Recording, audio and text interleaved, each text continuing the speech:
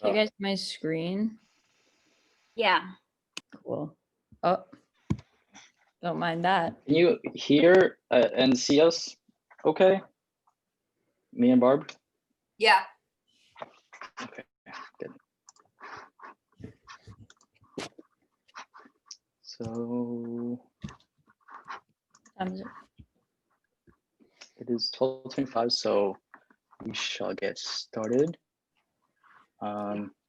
Okay. Thank you guys for coming.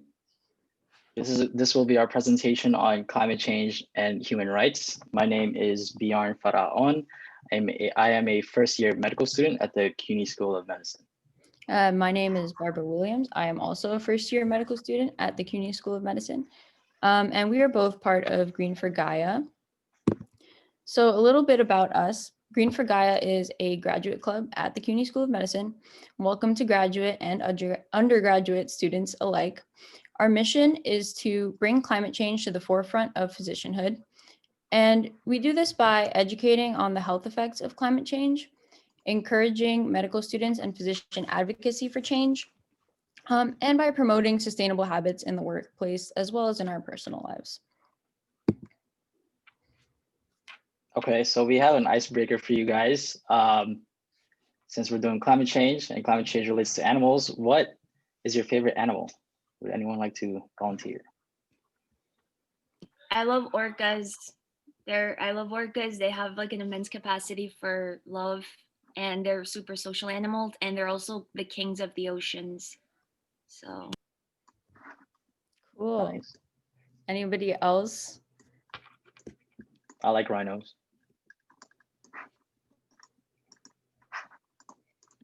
Sarah, you have your camera. What's your favorite animal? A Black Panther. Oh, Ooh, cool. that's cool. Okay. Would anyone like to? Oh, Wait, what? Kitty. She has a black and white mini panther in her house. Aw. My favorite animal Anybody else? is a dolphin because I like Okay, them. cool. I like They're smart. tigers. Who said tigers? I said tigers. I like tigers. Awesome. Seals are cool. Seals? Yeah, I have a stuffed animal seal. oh, orcas eat seals. That's one of the Oh wow. Yeah, that's not cool, Anna. Okay, let's move on because we have a lot to go through today. Thank you guys for your animals. Okay. So thanks to those of you who shared your favorite animals with us. So here's a look at our agenda for today's presentation. First, I'll be reviewing human rights briefly. Then Bjarne's going to go over the impacts of climate change. After that, we'll have a Kahoot game that will tie both concepts together and hopefully make it clear how closely they're related. And then lastly, we'll just have some takeaway points and some food for thought for you guys.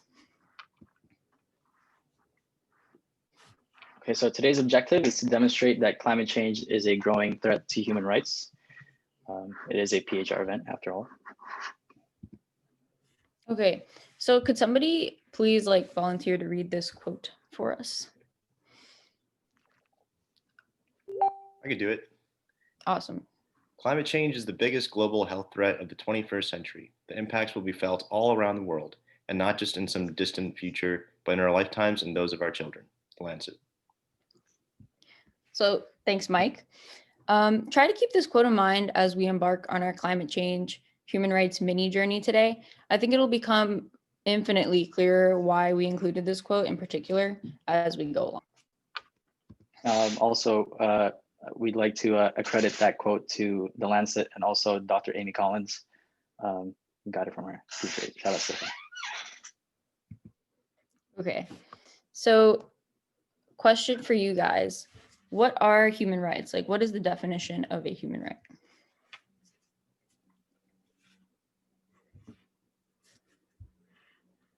I think a human right is something that is innate. It's something that people are born with that should be respected. That's right. Moving in the right direction for sure. Can you guys give us examples of human rights?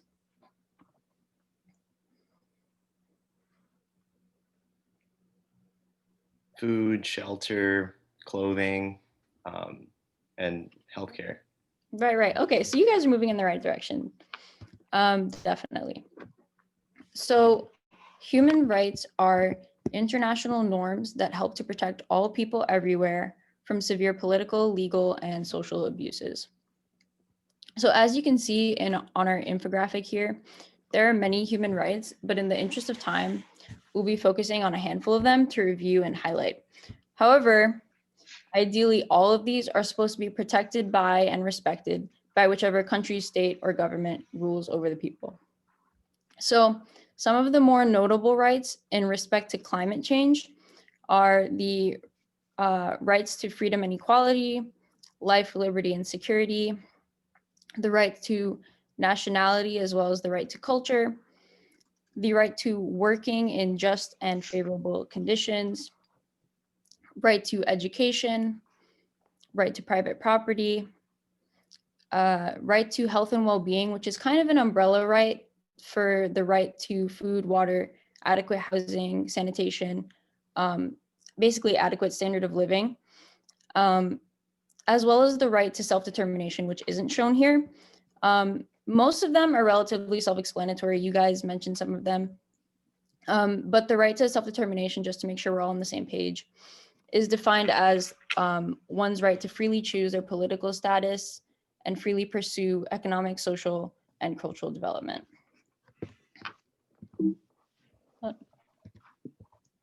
So why do we have human rights?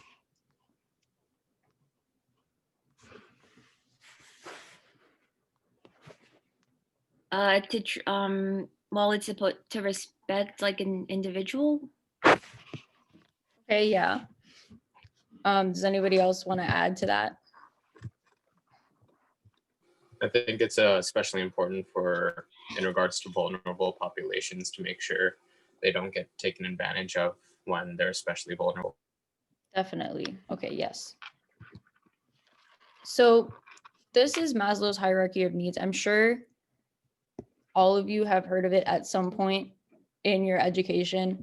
I'm just going to go over the pyramid a little bit really quickly. So the bottom of the pyramid are our basic needs, and they consist of our physiological needs and our safety needs, which are some of the things that we were mentioning before in terms of food, water, clothing, security, safety, etc. Then after you have your basic needs, you can move up to your psychological needs, which include esteem needs and needs for belongingness and love, excuse me. And then after you have those two, we move on to self-actualization, which is a self-fulfillment need. So this is just one way that we found helpful in conceptualizing why we have human rights. So the human rights are related to the human needs in that they overlie our needs and would lead to the ideal human experience for all people, which is the top of the pyramid being self-actualization. So therefore, we can go up the pyramid and identify some of the human rights that were put in place to to allow for the attainment of certain human needs. So the human rights that help facilitate the basic needs at the bottom of the pyramid are the rights to health, food, water, sanitation, housing, work, and asylum. Then moving up to psychological needs, some of the human rights that facilitate that would be the right to education, work, community, also culture and nationality. And then moving up to self-actualization, that would help be fulfilled by the rights to life and liberty, self-determination, meaningful and informed participation in society and government. Yeah. Thank you, Barbara, for presenting on the human rights portion. I will now be presenting on the climate change portion of this presentation. And I'd like to ask you guys, do you guys know what some of the effects are of climate change on the environment? Increased frequency of natural disasters. Yeah, I think we had superstorms in the US with like hurricanes that were like unprecedented in the history. So that's true. Yeah. Increasing sea levels. True. Yep. With the warming of the glaciers and the ice caps, more of that water is in the ocean. Yep. Anybody else? My dad says extinction of animals. Yeah, that is true. I mentioned that my favorite animal is the rhino, and unfortunately, there are only 2 white rhinos left in the world, a mother and a daughter. So they are sadly going to be extinct due to climate change.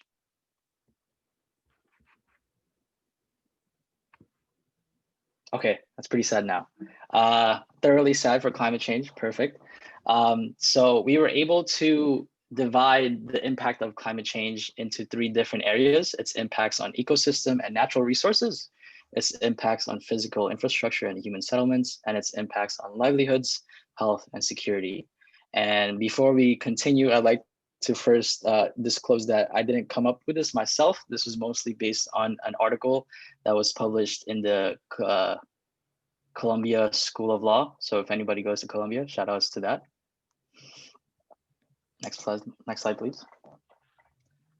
Okay, so climate change impacts on ecosystems and natural resources. We have it divided into 4 subcategories. Its impact on freshwater resources.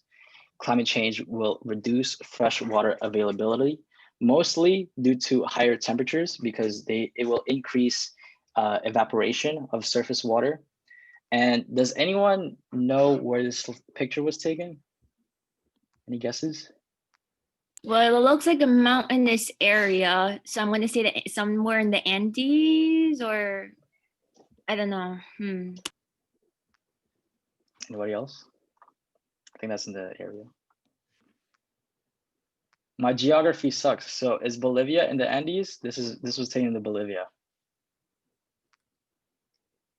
Any I takers? think it's close. Okay. Well, it's taken in Bolivia, and specifically the Ajuan Cota Dam. And they recently had to ration water due to receding snowpack and glaciers, which is tragic. They're one of the first countries to experience this reduction in freshwater availability.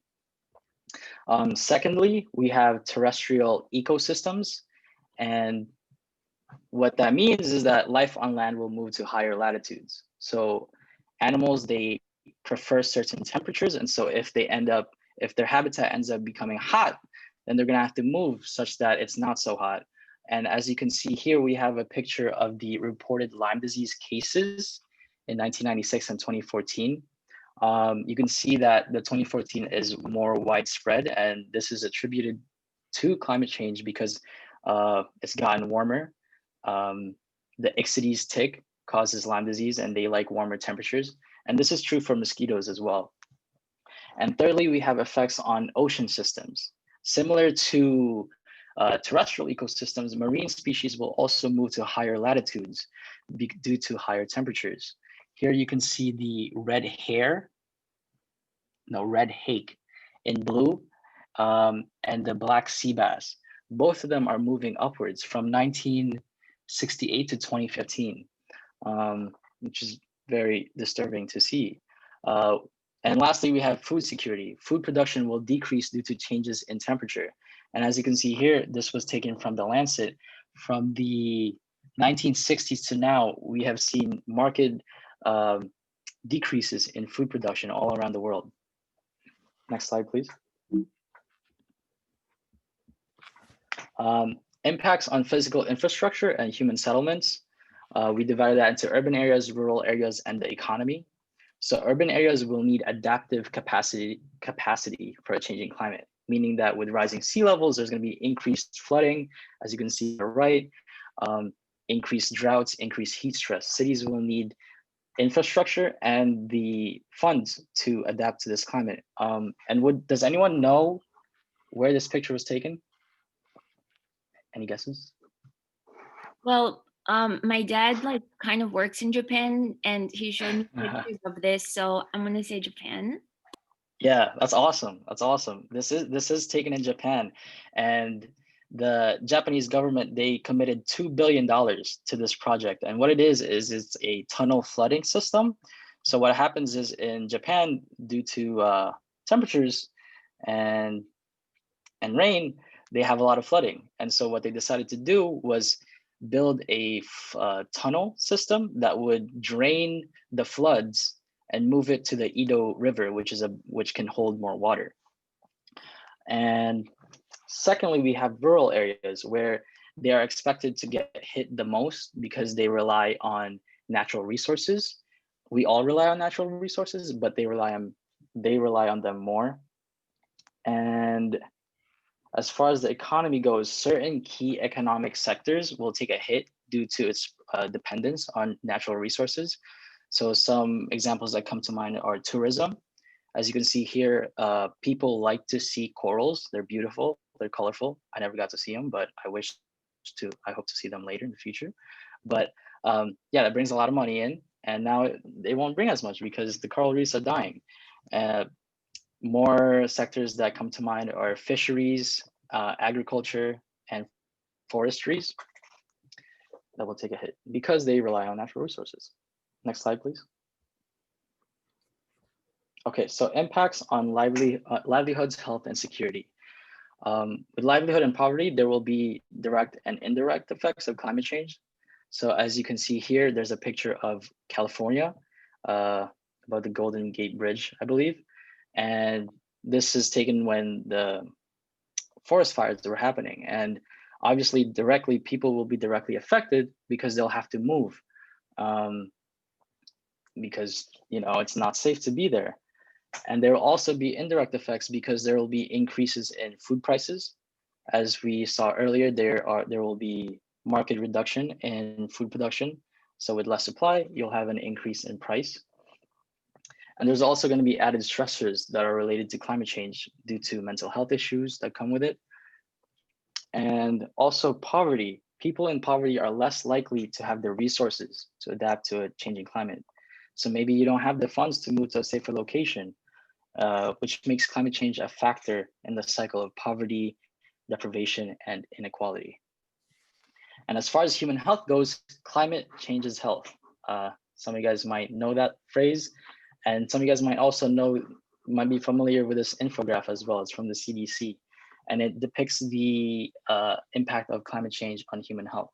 So we have increased air pollution, there's going to be increased asthma. If you have changes in vector ecology, as i.e. mosquitoes and Ixodes tick, you're going to have more areas that will be susceptible to disease. We'll also have increasing allergens, which means more allergies, and water quality impacts. If you don't have quality water, you might be more prone to more infections. And so also with water and food supply impacts, with decreased food supply, there's going to be an increased risk of malnutrition, forced migration due to extreme weather events, health-related illnesses due to extreme heat, and more injuries, fatalities due to severe weather. Next slide, please.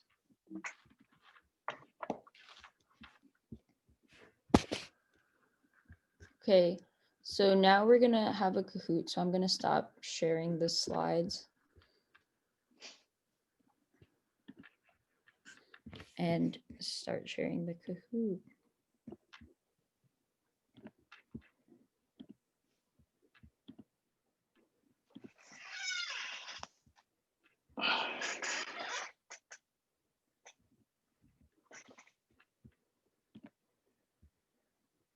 Can you guys see it or no? Is that good? Yeah, we can can see it. see it. Okay, cool. So start putting in that number and joining. Yarn, are we playing or are we just sitting out? I don't know. No, I already saw this, so that would be cheating. Let's just play.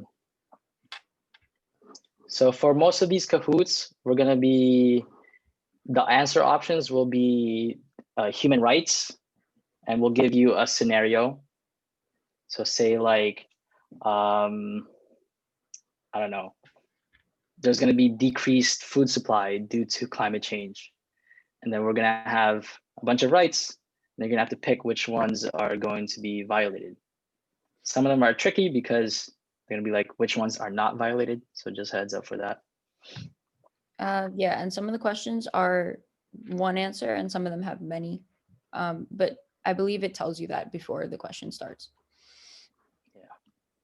So we have 10 people. Do you think we should just start it? Is anybody else Just wait trying for some people. that hasn't been able to join yet? Can you turn the music on just a little bit? Just a little bit. Yeah. Nice. Oh, that's fun. Okay, so should we start? What do you think? Is anybody else joining? Okay, if you don't join in the next 10 seconds, you will forever have to hold your peace. 10, 9, 8, 7, 6, 5, 4, 3. Oh, you got one. 2, 1. Okay. Okay, let's do it. Send it.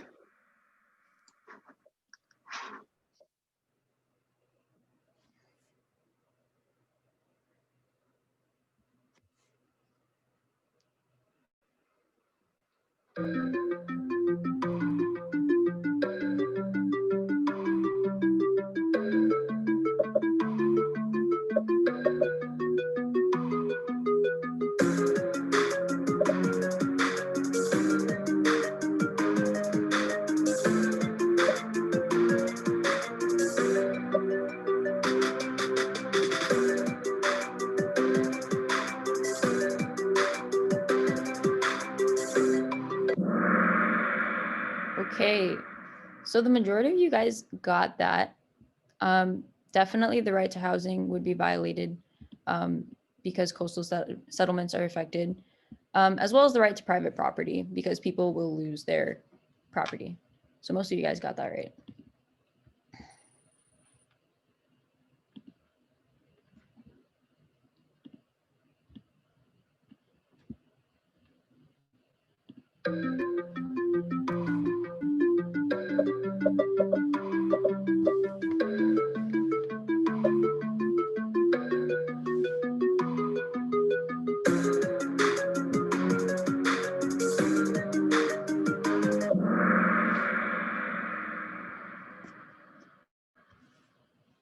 Good job, guys. I'm not going to go over that one. I feel like it's mostly self-explanatory.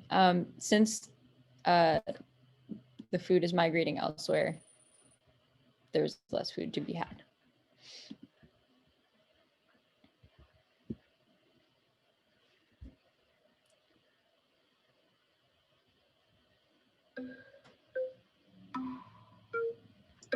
Choose all that apply.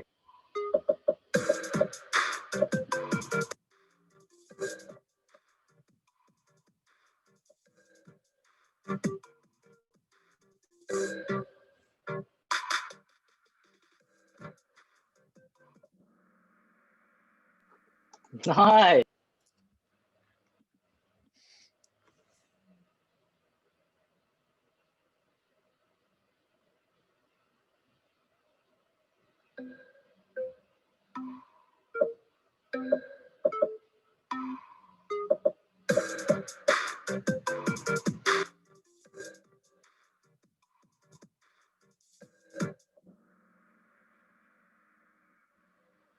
Nice job, guys.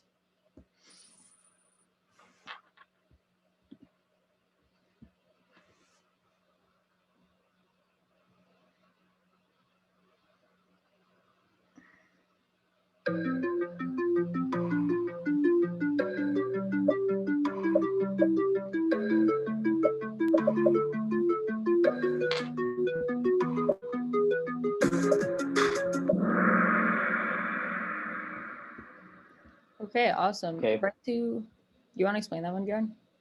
Or you want me to? Yeah, so for this one, right to property, only one person got it, but it's also violated in this because similar to one of the previous questions where they were displaced, like coastal settlements, their right to property is violated because, I mean, they have to move, like forcibly move. And right to a nationality is also violated because part of a nationality is where you're from. And so if like that becomes compromised a little bit with that situation. And right to self-determination, you can't really choose to, I mean, you can choose to stay, but it's not really livable. So that's compromised as well.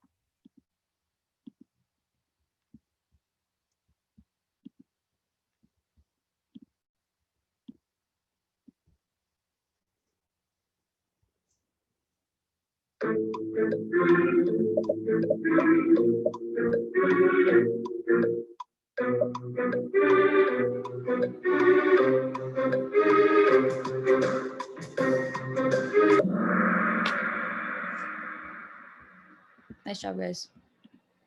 Good job.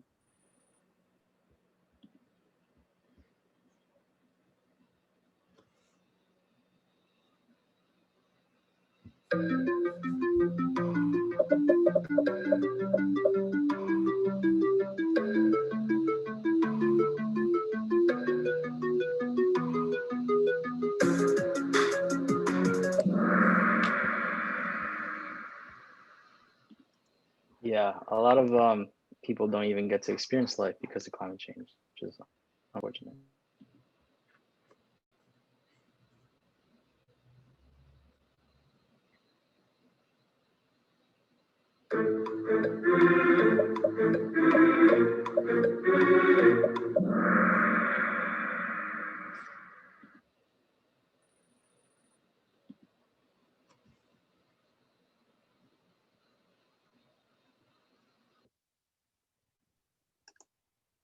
Which rights are not by not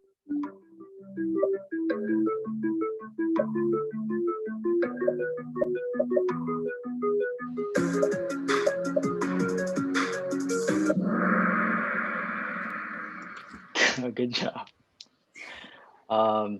When we were going over this in a test run, I actually picked like the opposite. So good job to you guys. Yeah, and in terms of right to security, it really means security of person. So like safety mostly in terms of like violence and things like that. So yeah, extremely hot working conditions would definitely violate the workers' right to health and working in favorable conditions for sure.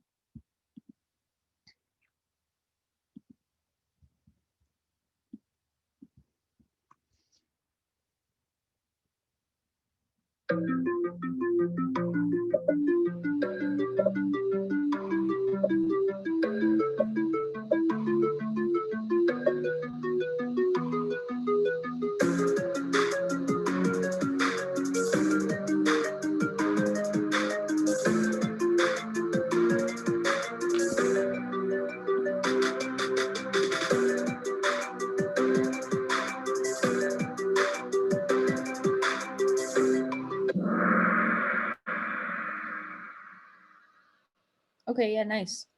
Good job. You guys didn't get tricked by the Yeah, good. map. Yeah, health, education, and everything are related to that. We have Katie and Sarah and OK in the top 3, coming down to the wire. So let's see who will win.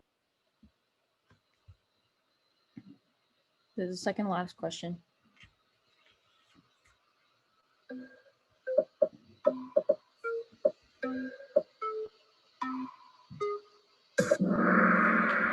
Nice job. Everybody got that one.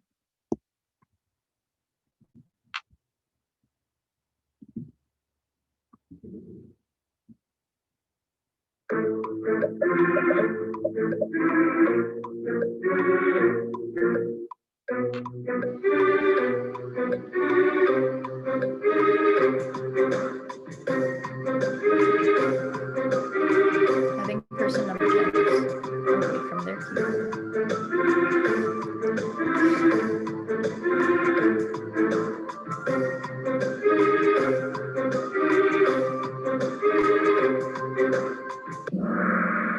Nice. Okay, let's see.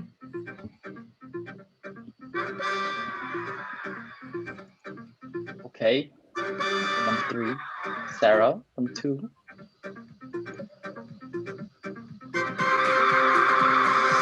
Katie with the gold. Good job, Katie. Nice job, guys. I'm gonna stop sharing the Kahoot now.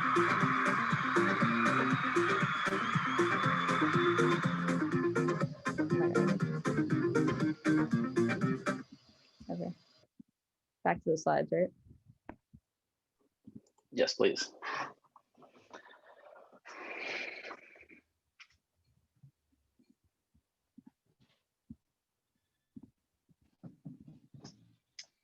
I hope you guys enjoyed the Kahoot.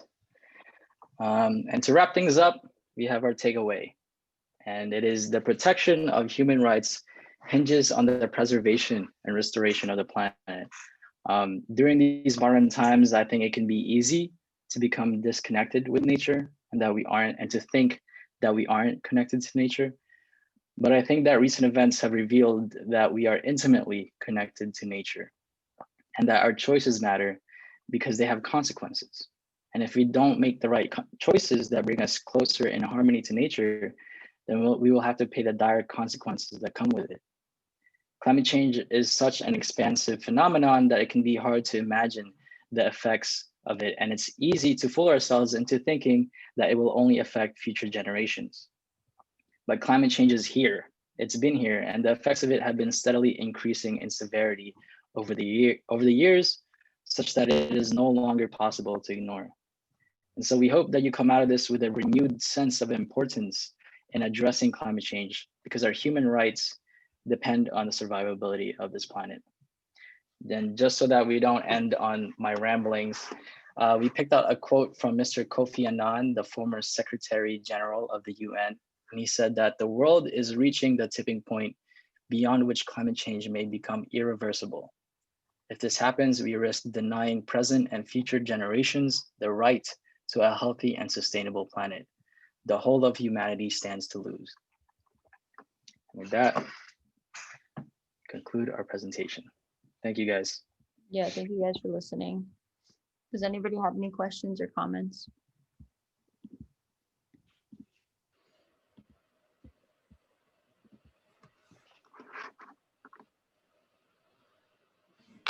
Well, you can contact us or reach us at our Gmail or on Facebook and Instagram. And yeah, thank you guys for listening and for playing Kahoot with us on your Saturday. And Caitlin, Blair, and Irene Gu, I see you guys. Thank you as well.